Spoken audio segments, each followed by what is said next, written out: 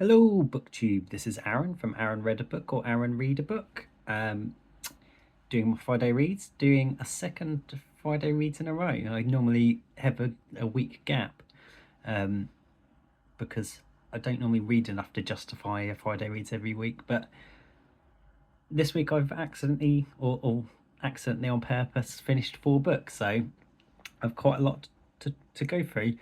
Because I was in the middle of quite a lot of books and doing buddy reads and stuff. And let's go through them. So the first book I finished that I want to talk about is the third Josephine Tay book I've read, and that's Farrar. Not 100% sure how to say it, but I've read The Daughter of Time, which is her most famous book about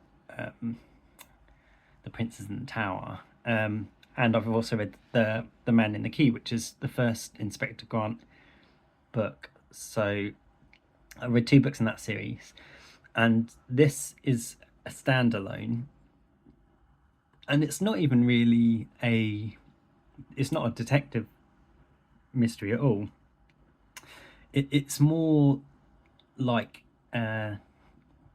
Ripley by Patricia Highsmith. It's more like her books in that it's about a kind of imposter. The story basically is there's this family called the Ashbys who raise horses and sell them and train them and stuff, and they're not super rich, but they're well, actually there is a big inheritance, but it's not massive, but also they have not been using it. So, and there's 2 twins, and both of their parents died in a plane crash, and one of the twins then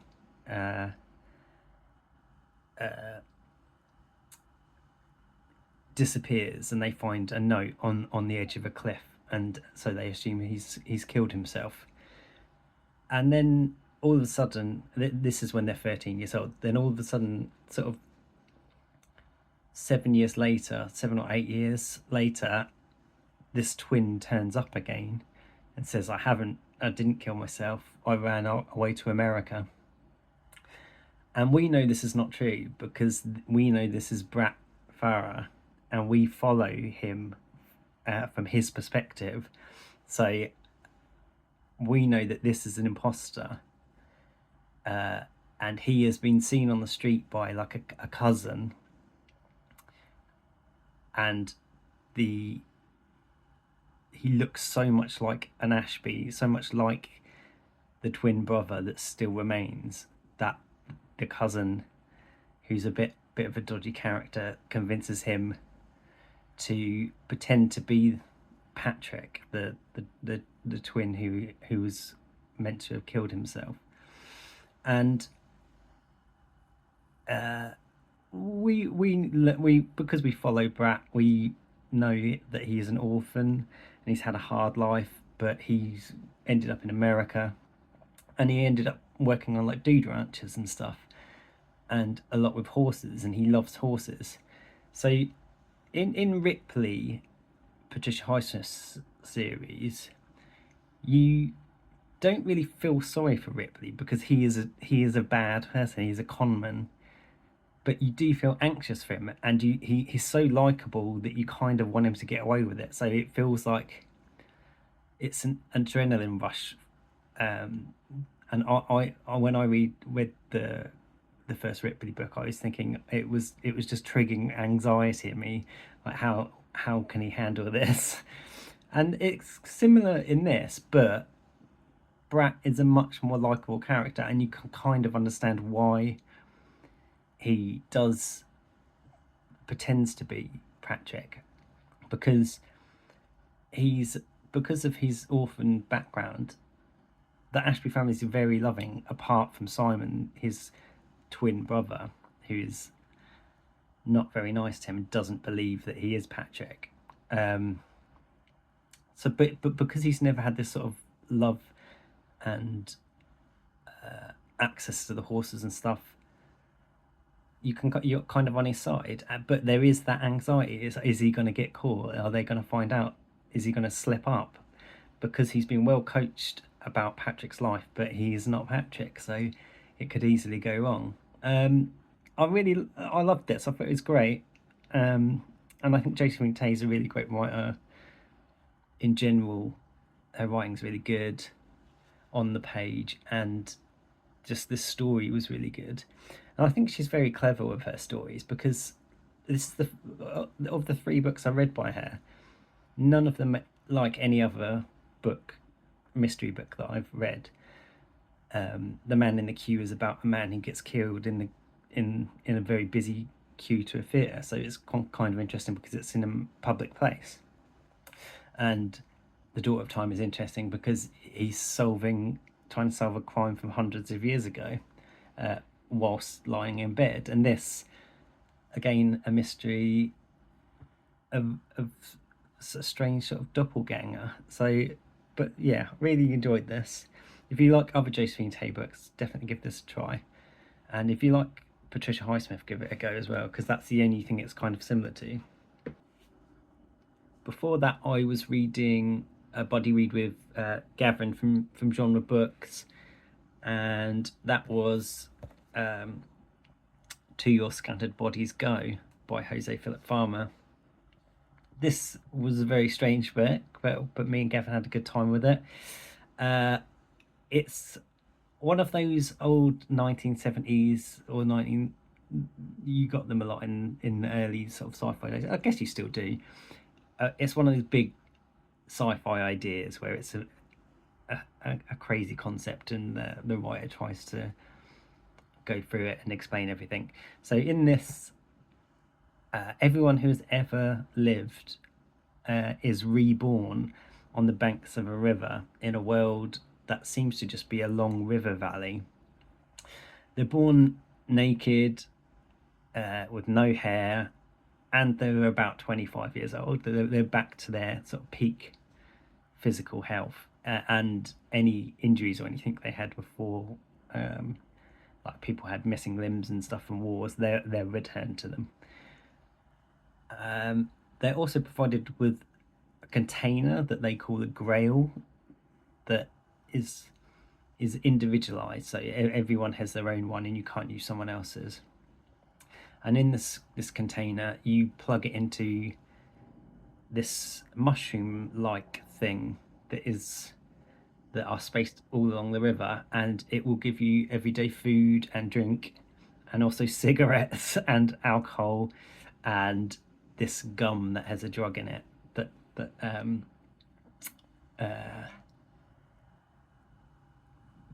has various reactions to people have various reactions to this drug.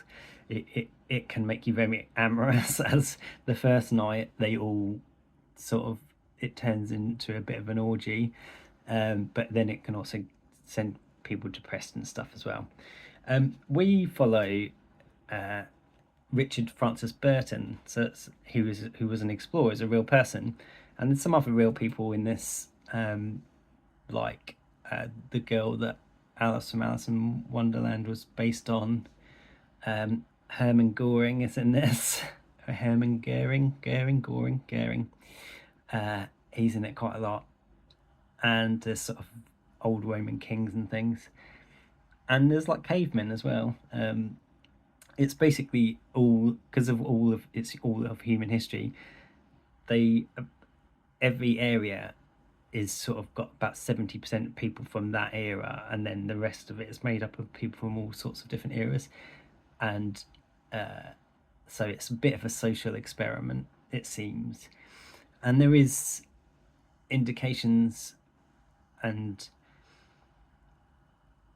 clues to how this has happened, and that is Richard Burton, the main character, is like determined to find out why they're all there, and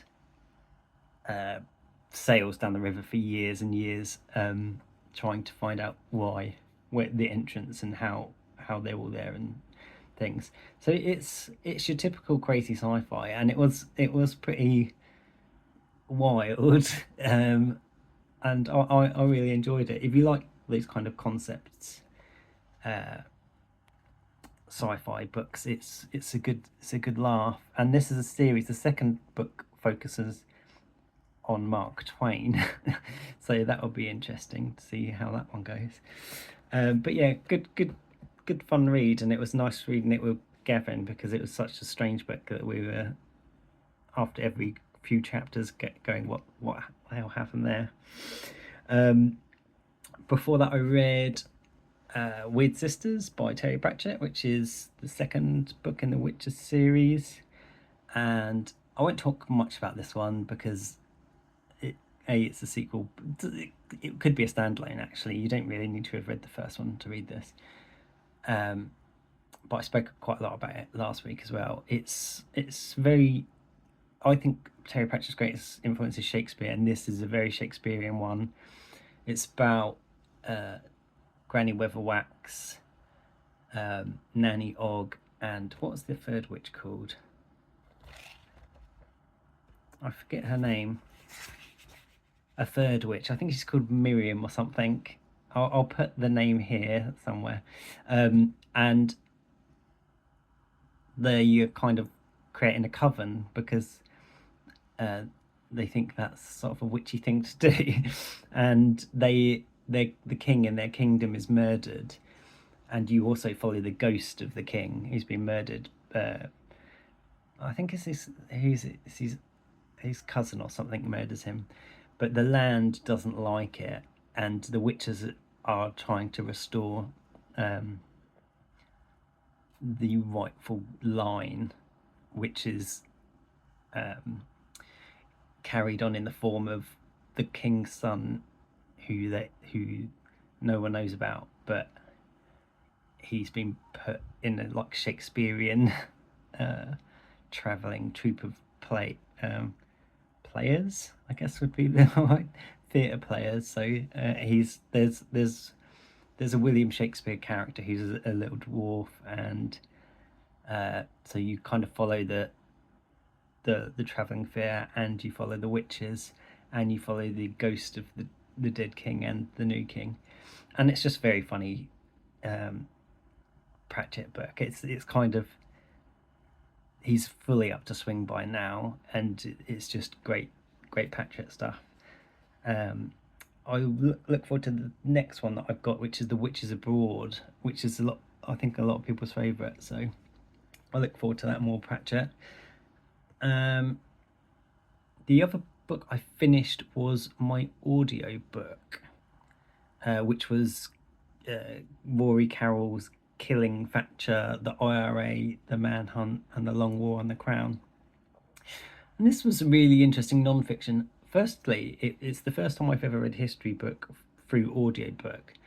So, and I would say that I don't like that as an experience. So I probably won't do that again, because when I read history, I like to look things up as I go and go on tangents and things, and look at different sources and stuff. But I can't do that with an audiobook because I'm usually walking to the train station or out running. So I probably won't do that again, but I might try other types of non-fiction. By that said, I still really enjoyed this, and I thought the narrator did a great job. And basically, this is a quite lesser known story than you would think, which was an assassination attempt on Margaret Thatcher in the 80s at the Brighton Grand Hotel, a bombing. And it's strange that it's not remembered more, because it's basically the same thing as Guy Fawkes, right? It's someone trying to blow up the government, and we still celebrate the capture of Guy Fawkes every 5th of November. I personally celebrate the attempt because I think I'm pro Guy Fawkes, and I'm kind of pro blowing up Margaret Thatcher as well. Although I thought this book was really balanced. It was not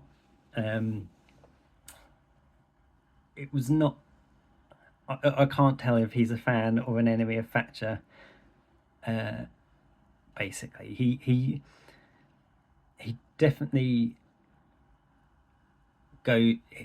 you have some sort of admiration for Thatcher as a person from this, just due to how ridiculously determined she was, and she was certainly what you would call a strong leader. She was, like, after the bombing, it was at the Tory conference, she insisted on continuing the conference at 9 a.m. the next day, which is extraordinary, really. And she was only saved because she was up working till like 3 a.m. on her speech, so and wasn't in her room. So you do have some admiration for Thatcher as a person in that way. I obviously disagree massively with all of her policies, but it was really interesting. And also, I don't agree with blowing people up in general, so there's that. So if you like Say Nothing, I felt it had the same kind of balance as that, and I think that's probably what they were going for, because Say Nothing was a great big hit.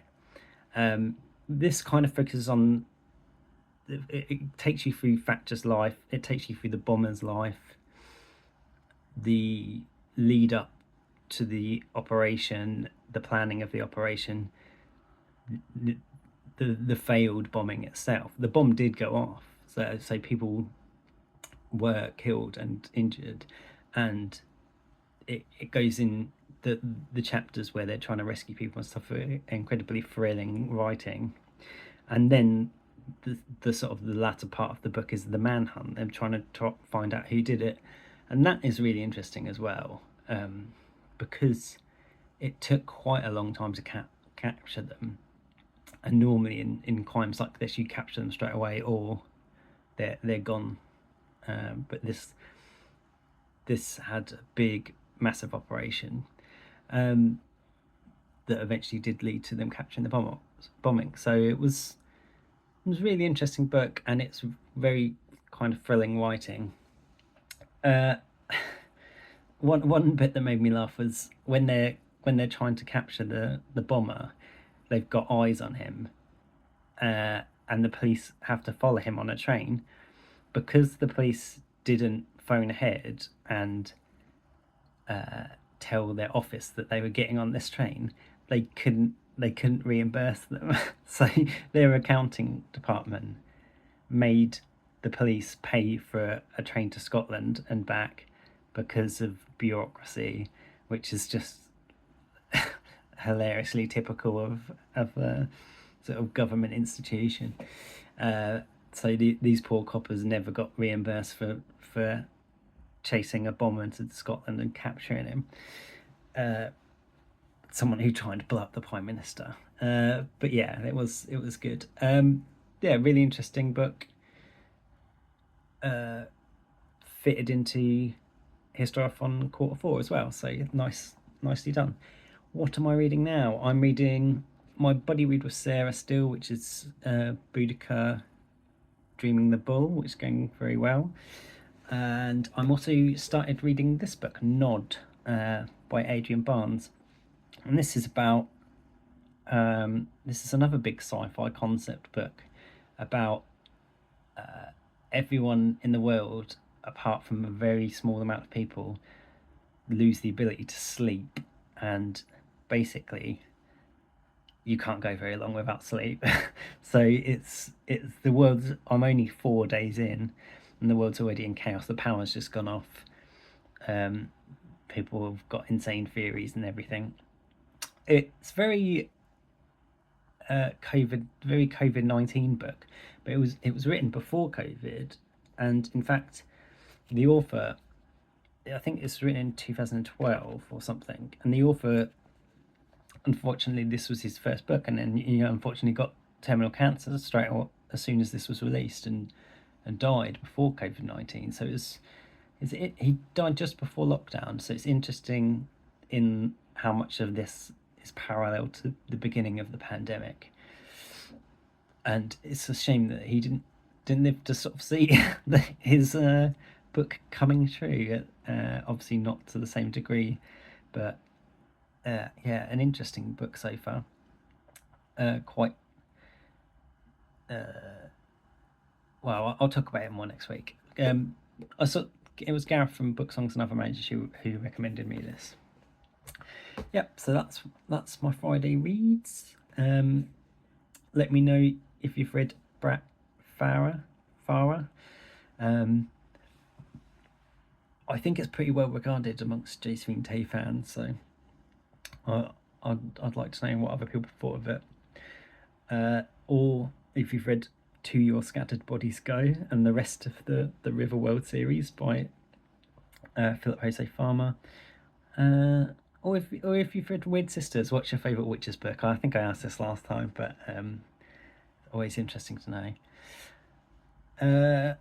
Have a good one, BookTube. Bye.